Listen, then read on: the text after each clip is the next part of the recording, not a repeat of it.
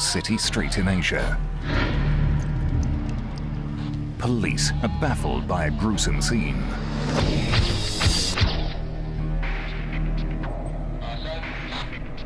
A dead body lies on the back of a truck. A massive exit wound reveals muscles torn to shreds. Stunned bystanders cannot believe what they are seeing. All they know is that a whale has exploded in a street.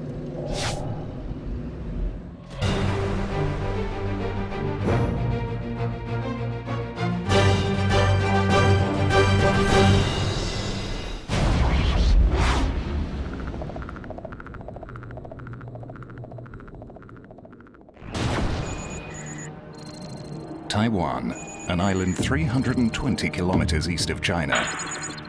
On the southern coast of the island lies the city of Tainan. January the 26th, 2004, 6:30 a.m., and the city is just waking up.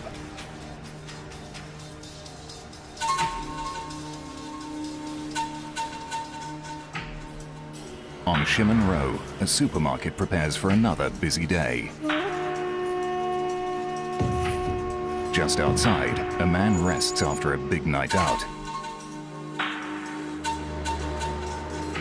A truck driver makes his way through the city streets, carrying an unusual load. A dead sperm whale weighing over 50 tons, which was washed up on the coast 48 hours ago. This massive cargo is being taken to the city's university for scientific analysis. But the journey is cut short by an unimaginable event.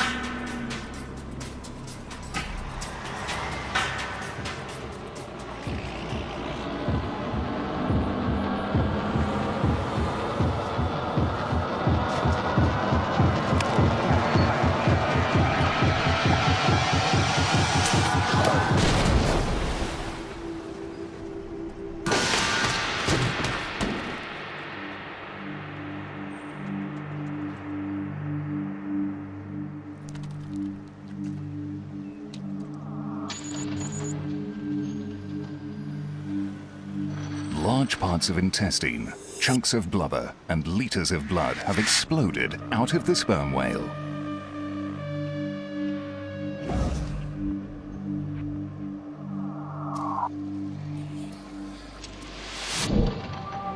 One of the first to see the carnage is marine biologist Professor Wang Zhangping. Revisiting the scene 4 years later, he remembers all the gory details.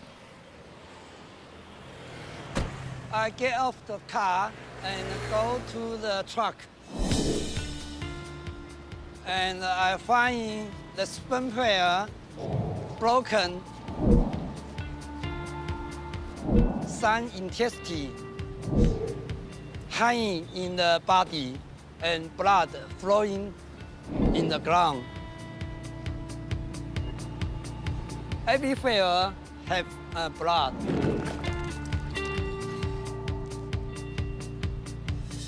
White car became red color.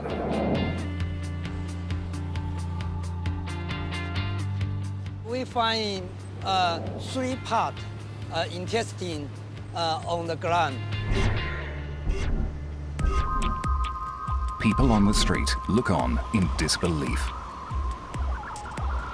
Where is floating? Blood. It was spreading those organs like a disaster or a big murders happening here.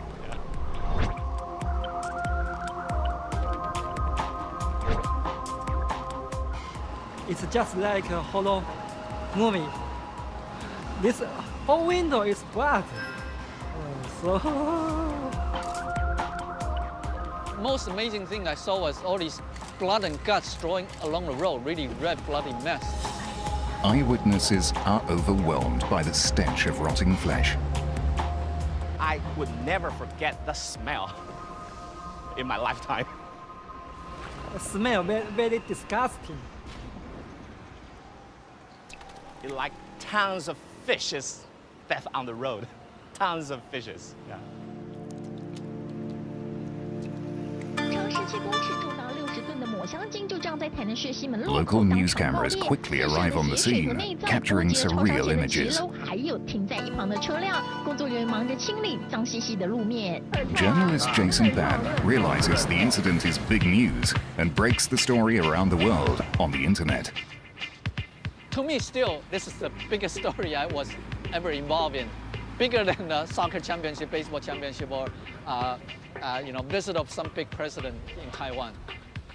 I knew it was very interesting news because I never seen a whale on land. Usually, it's near beach, and the fact it exploded, it was something really interesting. I think it was kind of funny, also in a macabre way. The scale of the carnage leaves some people to fear the worst. People saying, "Well, whale exploded. What is this? Like a terrorist bomb? Like whale exploding? Is Taiwan developing some kind of biological bomb, weapon of whale mass destruction?" There have been a lot of website discussion how U.S. State Department should check out Taiwan. They're developing some kind of biological bomb about it.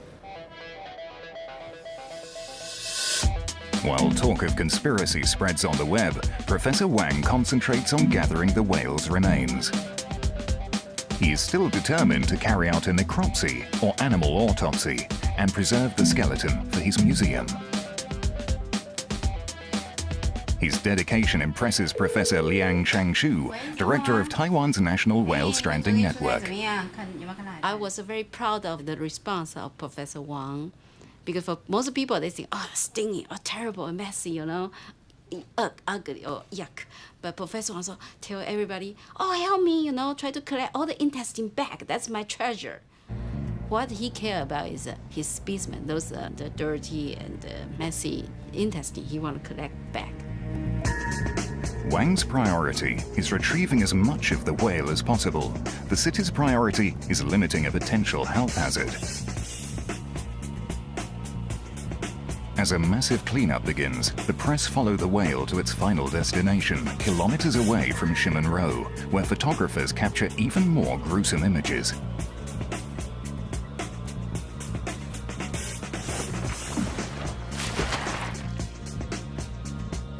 A makeshift canopy is erected over the whale since no building on the site is big enough to house a creature of this size. Just hours after the explosion, a team of scientists and volunteers begin their daunting challenge. We use 60 people and 10 days to dissect the sperm whale. The scale of their task is immense. Tons of blubber are peeled away, revealing layers of tough muscle. Massive organs, like the heart, are removed for laboratory analysis. Giant intestines are laid out near to the whale's body. Curious onlookers flock to see this gory and unforgettable scene. This sperm whale became very, very famous. The sperm whale skeleton is now a popular tourist attraction, and the explosion is now part of Taiwanese folklore. Yet the chain of events behind this extraordinary incident remained a mystery. Until now. A team of international experts have been put together to find an explanation. They're looking for a clue in this video archive, some of which has never been seen outside of Taiwan.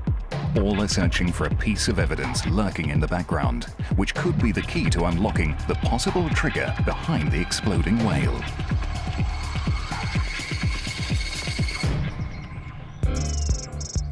Liverpool, England.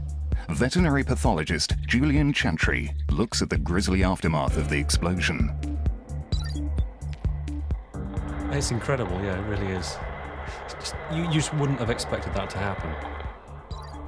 Chantry is certain that the force and sheer energy behind the explosion are due to internal decomposition. Decomposition is when the body is starting to break down. So there's no longer any blood supply, and organs and tissues are starting to just break apart, to degenerate. As the body starts to decay, bacteria present in the gut escape and spread into the abdomen. These bacteria release toxins and accelerate the breakdown of the body's proteins, which generate gases. As these volatile gases increase, they create pressure in the abdomen, causing the body to expand.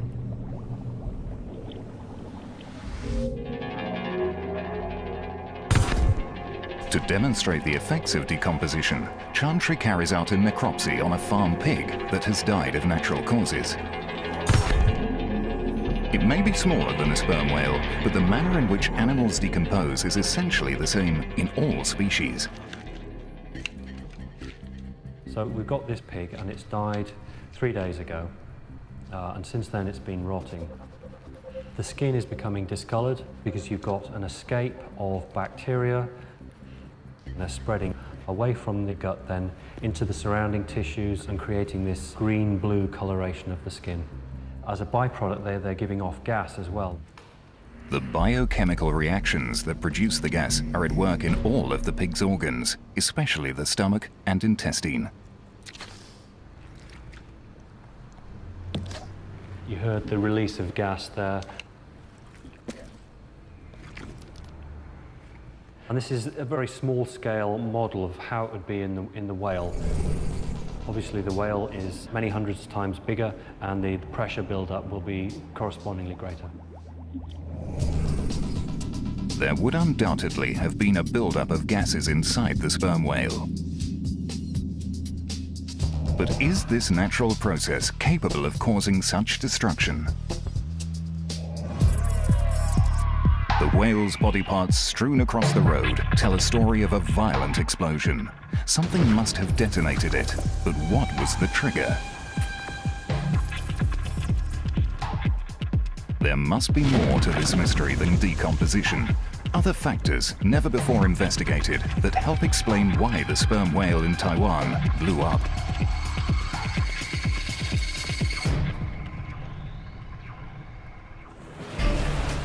Bruce Mate has studied marine mammals for 35 years and has witnessed firsthand the explosive energy that dead sperm whales can contain. In 1979, Mate was called to help remove a dead sperm whale that had washed up on a beach in Oregon. This is the scene of relieving pressure from an animal that's just died a few hours earlier but had been on the beach for several days alive. And just immediately after dying, I sent people out to cut the animals open so we didn't have exploding whales.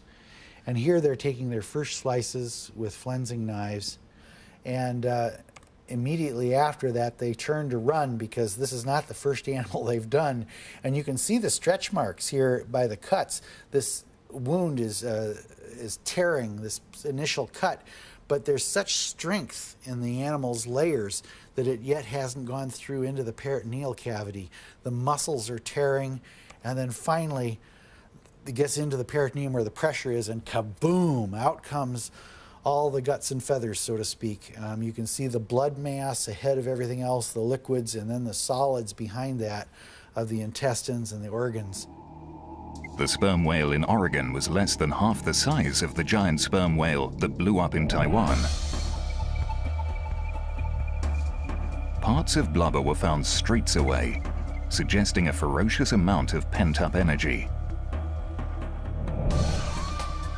To estimate the amount of force required to blow up such a huge whale, British explosives expert Terry Thompson reviews the footage of the bloody aftermath. This incredible event involved a rupturing of the sperm whale's abdomen, which caused material from the sperm whale to be projected quite a large distance. That car is about 30 meters from the sperm whale.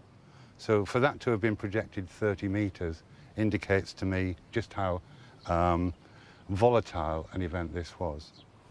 My estimation of this would be, it would be the equivalent to between 2 to 5 pounds of TNT equivalent explosives would have caused similar damage. To test his theory, Thompson is using almost 2 kilograms of dynamite to simulate the blast. We are going to detonate in the middle of a huge mound of peat. It will produce a tamping effect on the explosive. The peat bags are approximately the same size and weight of the body parts that were thrown across the street in Taiwan. If the peat bags are thrown a similar distance and some remain intact, then the experiment will have been successful. 3, 2, 1, fire! Good. We can see from here there are still quite a few full bags lying about. I can see a kidney there. You know, it's quite easy to imagine that that's, you know, part of the whale's intestines. And similarly with all these other bags here. Thompson's estimation looks accurate. The heavy peat bags are thrown a similar distance to the whale's guts.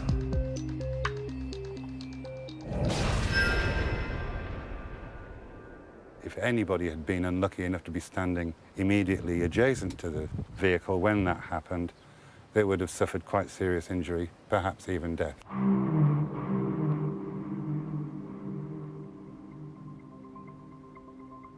But how can a mammal contain such a huge amount of potentially lethal energy?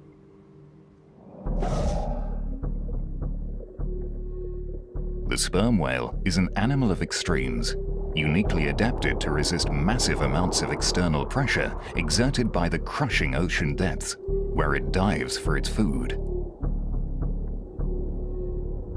Underwater, the planet's biggest predator can dive to an incredible 2,700 meters, way beyond the range of many military submarines.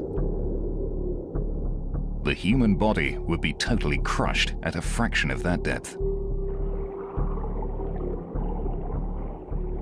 But as an evolutionary byproduct, the very physique that keeps the crushing pressures out also keeps mounting internal pressures in. The same tissues that prevent them from being squashed from external pressure are the pressures that hold in this decomposition of gases. And when they're relieved quickly, it can be quite explosive. Given the exceptional tensile strength of the sperm whale, something must have weakened its almost indestructible exterior. The evidence shows that the vast amount of gore was jettisoned from the back of the whale.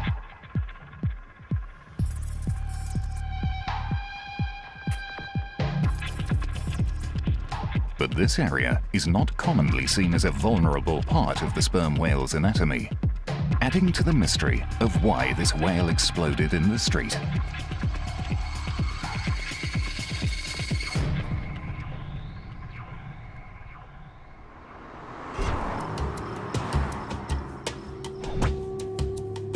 Marine scientists Paul Collins and Francis Gulland study video footage of a giant sperm whale that exploded in a street in Taiwan. They are both intrigued by the location of the giant exit wound. And it's interesting, the break occurred almost along the center of the spine, the back, which is a very unusual spot for it to break and blow open.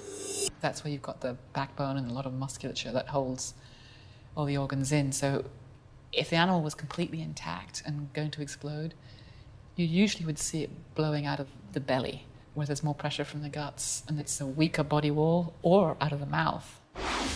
So I'm assuming there must have been something that compromised the back of the animal there. So, what could have possibly damaged this section of the sperm whale? The experts look at video footage captured 48 hours before the explosion, when a strange object is spotted in the water near an oyster farm 80 kilometers north of Tainan. It is a gigantic sperm whale, and it appears to be alive. Fishermen see its tail, known as the fluke, moving in the water.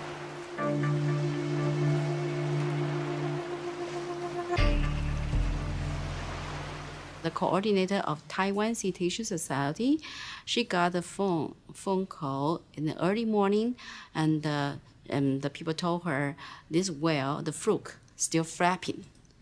Okay, that's the message she reported to me. So I thought, oh, okay, and what can we do? It's so big.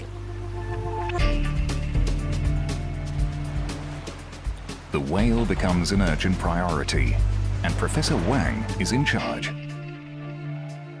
When I hear the news, I'm excited and surprised a big sperm whale stranded in Taiwan. Wang heads up a whale rescue team. But when they arrive at the scene, they discover the whale is dead. There are no obvious signs of the cause of death, and the carcass looks relatively fresh. In the water, the dorsal hump section, from where the guts and blubber exploded, looks intact, suggesting the damage may have occurred after the sperm whale died.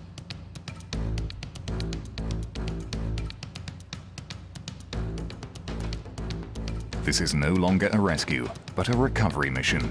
An unexpected and exciting opportunity to discover more about the physiology of sperm whales.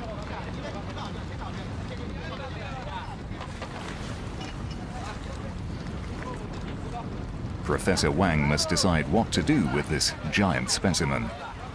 It was the biggest sperm whale I ever seen.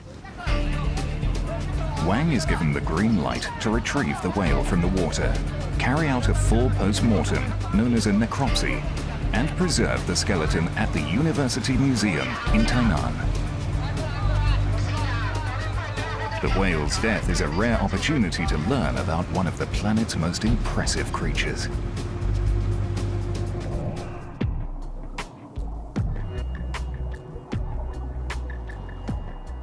Sperm whales are probably one of the most mysterious animals on Earth. They live at depths of down to a mile deep. They swim for over 45 minutes on a single breath. On average, they come up and take 7 to 10 minutes to recharge their oxygen debt. They're feeding on deep water squids in virtual total darkness, so there's a lot of great mystique about sperm whales. Sperm whales are the giants of the sea, the largest predators on the planet.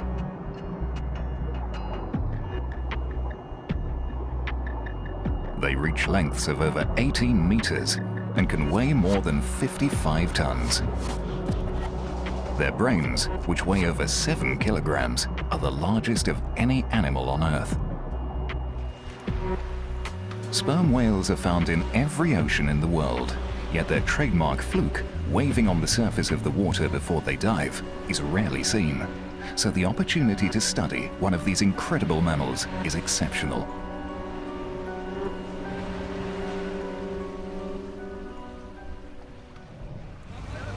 But getting this sperm whale out of the water is a logistical headache for Professor Wang and his team, requiring delicate handling and heavy lifting equipment.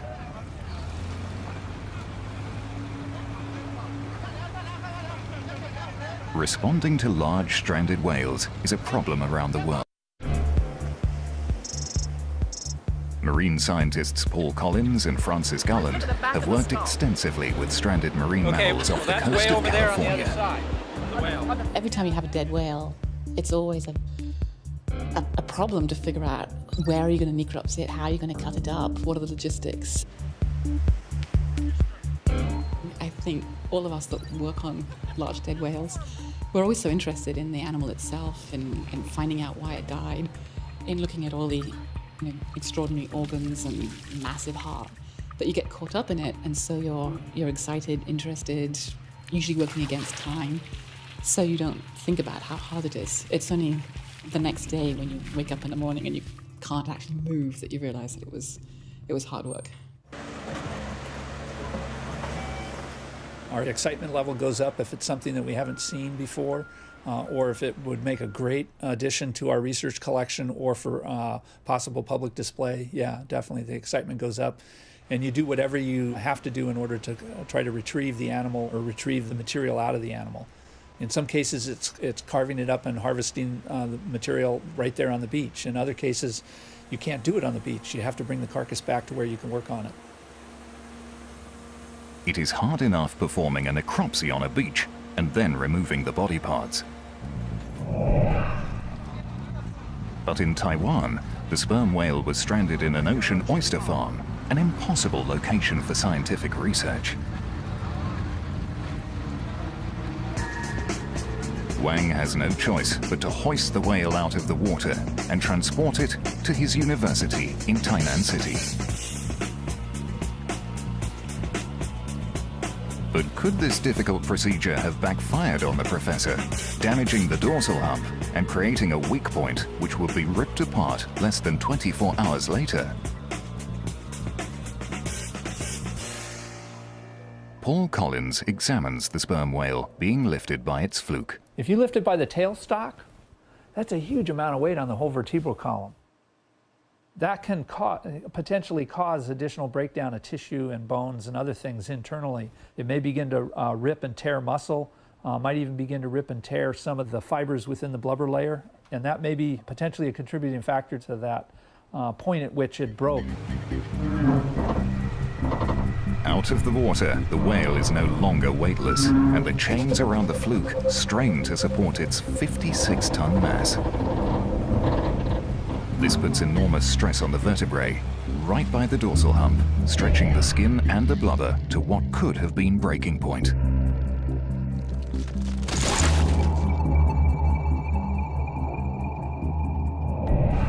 The whale is too heavy for the cranes, and eventually this lift is called off.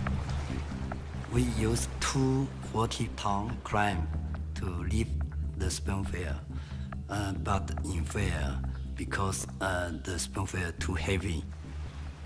So we change another 120-ton crane. 13 hours since the recovery operation began, the greater lifting capacity of these giant cranes is finally successful. When the sperm whale lift out the water, we are really happy. And the sheer size of this magnificent animal can now be fully appreciated. Sometimes it's hard to tell people, how big. If you tell, oh, the whale is 10 meters or 12 meters, people say, oh, yeah. But once you get close to that creature, you just feel, you compare how little you are and how big is the whale. And then I think most people, they will have some special feeling. And it is suddenly clear to Professor Wang why it was proving so hard to lift. When the sperm whale in water, most body under the water, I image just 20 tons. But after we lift it out, we find it more than 50 tons. This sperm whale is the biggest one in Taiwan ever stranded.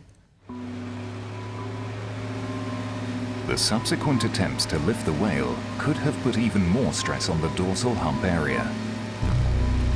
And the positioning of the cable wrapped near the tail section of the whale could also be a key culprit. Oh, here's the photo that really tells the story. There are 2 cranes and there are only 2 wires suspending the animal.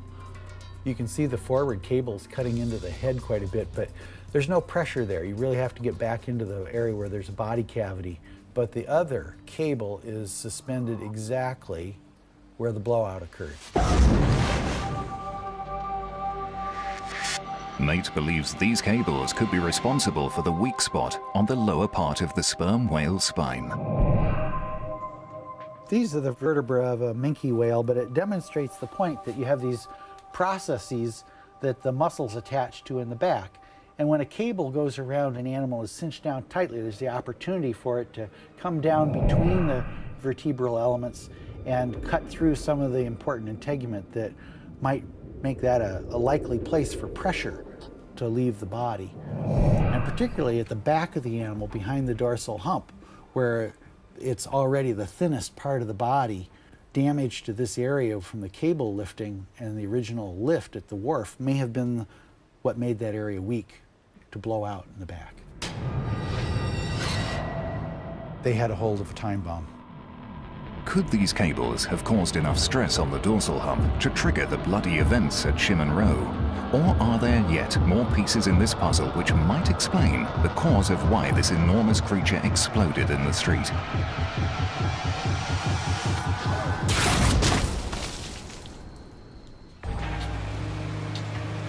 The sperm whale is being subjected to external heat, allowing the temperature inside to rise and bacteria to spread, a combination advancing tissue breakdown. Now, instead of having the water cooling the outside part of the animal, potentially keeping a little bit of the temperature down internally, it's sitting out exposed to the temperatures that are out in the air, which is going to increase that temperature on the outside and allow kind of that decomposition process to also probably increase slightly. Evidence that decomposing gases are creating a buildup of internal pressure is apparent in this photograph. As a whale decomposes, those gases build up and they're looking for a way out. And the easiest place to look at that is usually in the genital slit area. So the pressure from inside will push all the parts of the genitals out. So in a male, you get a massive extruding of the penis. In the females, the nipples start to spread out and the whole area becomes very swollen. At some point during the lift, the whale's penis became exposed, forced out of the genital slit that normally acts as a protective sheath to streamline the whale underwater. On the first lift, the genital slit remains closed. But here, hours later, after the final lift, the penis, at nearly 2 meters long, is fully exposed.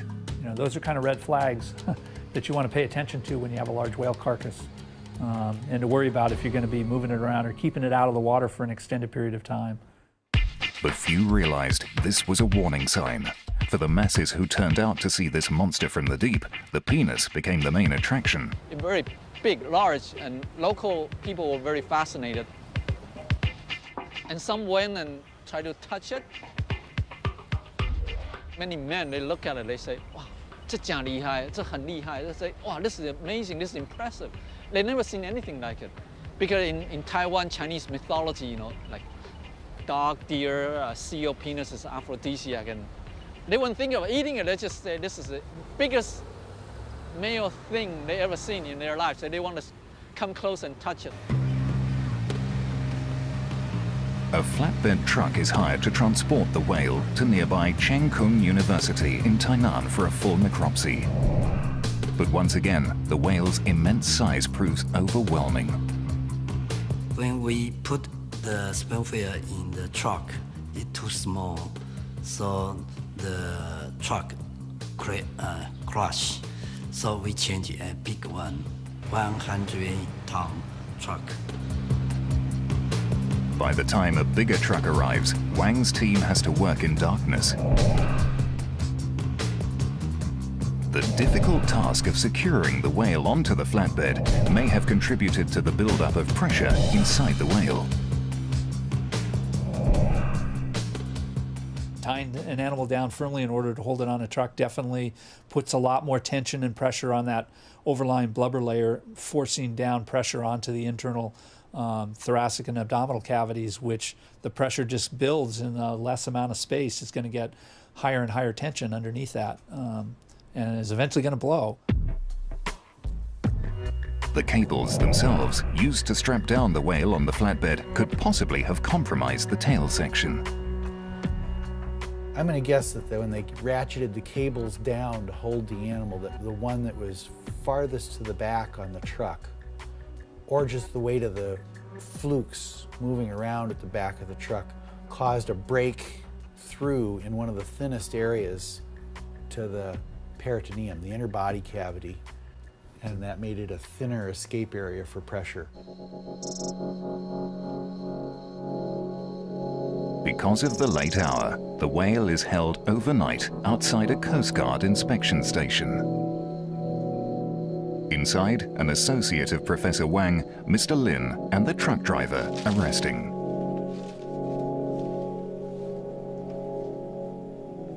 But their break will be short-lived. We heard a swah.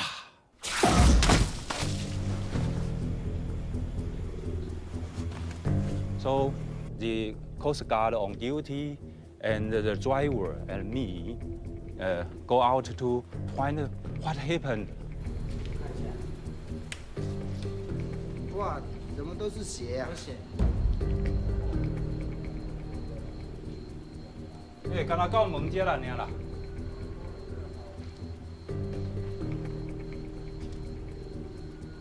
On the surface, there is a blood with water sprayed like a fan-like, and distributed very evenly. Walk in. And we realize the blood and water come from the blowhole. This eruption of blood from the blowhole is another piece of evidence, proof that inside the whale, decomposition is in an advanced state. The bloody water that came out of the whale's blowhole was probably due to the pressure squeezing the lungs. The lungs are a very vascular organ, lots of small blood vessels, which would be breaking down, and the blood within them would be just becoming loose. And the pressure may have led to some of this degenerating blood being blown out of the blowhole. In the whale, decomposition accelerates like a runaway train. The faster internal tissues and organs deteriorate, the faster bacteria spread, breaking down the body's proteins and generating even more gas, increasing the pressure in the abdomen and intestines. As pressure builds, all the energy searches for an escape. Just like the penis, the release of body fluid from the blowhole is a warning sign. The blood forced out of the blowhole makes Professor Wang realize his precious cargo is getting increasingly volatile and needs to be taken to his laboratory as soon as possible. I worry about moving the sperm whale, but we had to do it. Wang needs to get through the city while it is quiet and cool, but his plan is thwarted. His immense cargo cannot be accommodated at his university. Plan B entails hauling the massive animal to a conservation area on the opposite side of the city. It's now daylight and the temperature is rising. The whale is at breaking point. The pressure within has risen to an astonishing level. And at Chimonro, Professor Wang runs out of time.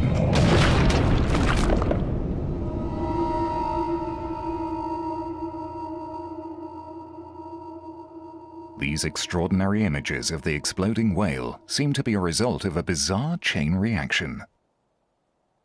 The damage to the tail section of the whale, being out of the cool water, allowing internal temperature to rise, and the cable strapping down the whale adding even more stress to the dorsal hump.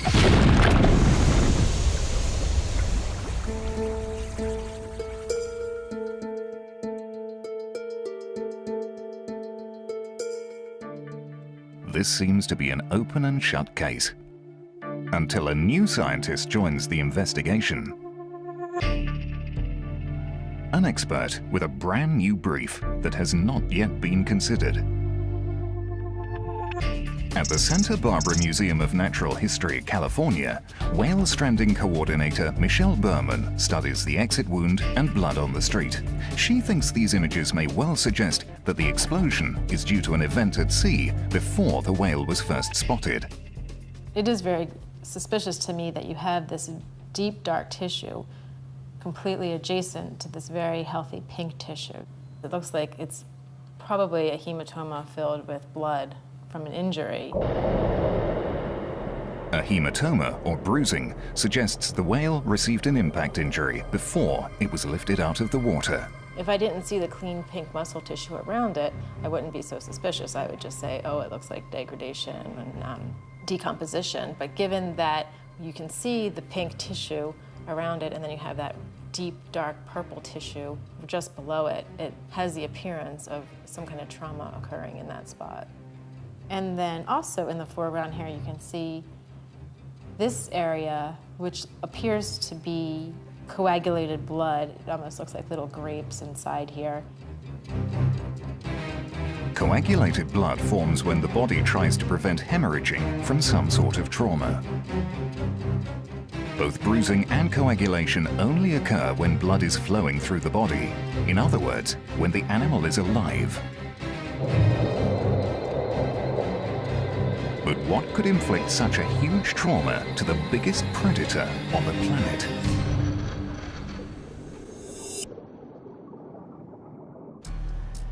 The investigation into why the whale exploded has a new theory: trauma inflicted while the mammal was still alive. In the ocean, a sperm whale as big as this has no natural predators. But they, like all marine mammals, can suffer fatal injury inflicted by commercial shipping vessels. Most of these large tanker ships now have a very large bulbous metal projection off the bow of the ship that actually rides underneath the water. If a whale's in front of the ship at the time that the ship comes through, basically it's like a large battering ram just slamming right into the side of the animal. Ventura County, California, 2007. A blue whale washes up dead. Michelle Berman coordinates a team sent to perform a necropsy. The cause of death is ship strike. The photos of the blue whale's tissue damage are similar to photos taken of the exploding sperm whale in Taiwan. This shows inside the body cavity, just to orient you. These are 4 of the broken rib bones sticking up here. The point of impact is probably directly on this area. The bow of the boat probably hit directly here. And you can see this darkened, deep, dark purple tissue. Looks very similar to the muscle tissue hanging off of the sperm whale, all an indication of trauma to that area. And down in the base here, you can see all of this coagulated blood, very similar in appearance to the blood of the sperm whale that was on the streets. The similarities in the 2 injuries are striking. But of all the marine mammals, sperm whales have a capacity to avoid ship strike. Sperm whales, more than most other species, make their living with their ears. They are very acoustically aware animals, and their sonar signals are broadbanded, and they're listening to all kinds of frequencies and delay responses in order to visualize their environment and hunt successfully.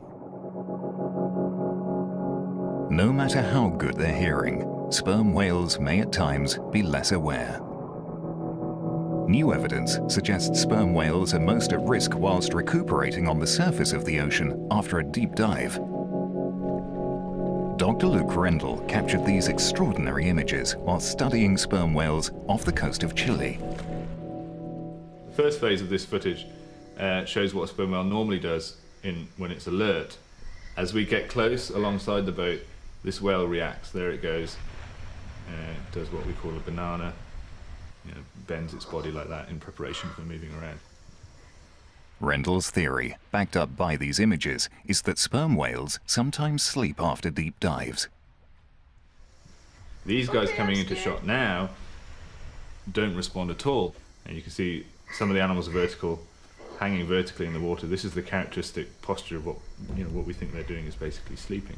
So obviously they're very vulnerable to being struck during that time.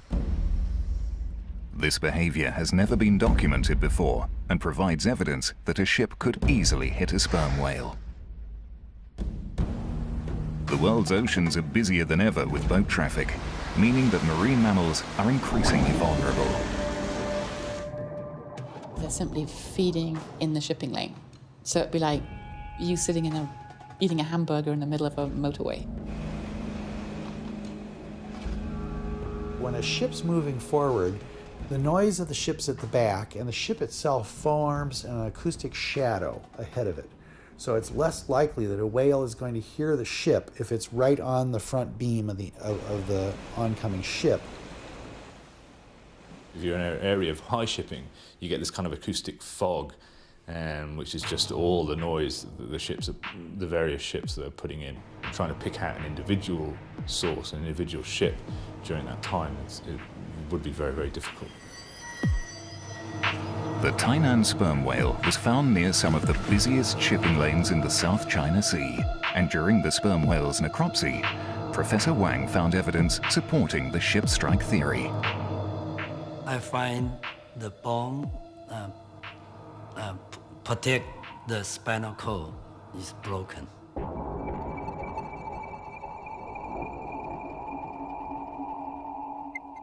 I think maybe something big crush it. The ship strike theory sheds new light on the mystery of why the sperm whale blew up in the street. A blunt blow from the bow of a ship to the back of the animal would have caused severe internal trauma, causing a weak point in the dorsal hump area without any signs of external damage. The discoloration of the muscles and tissues in this section is very similar to the confirmed ship strikes of blue whales in California. Combined with the recovery operation, cables cutting into the dorsal hump area and cables strapping down the whale too tightly on the flatbed truck would have made this weak point even more vulnerable. A ship strike at sea seems to be the main culprit. But all these components are likely accomplices, triggering this bizarre and extraordinary explosion that the people of Taiwan and Professor Wang will never forget.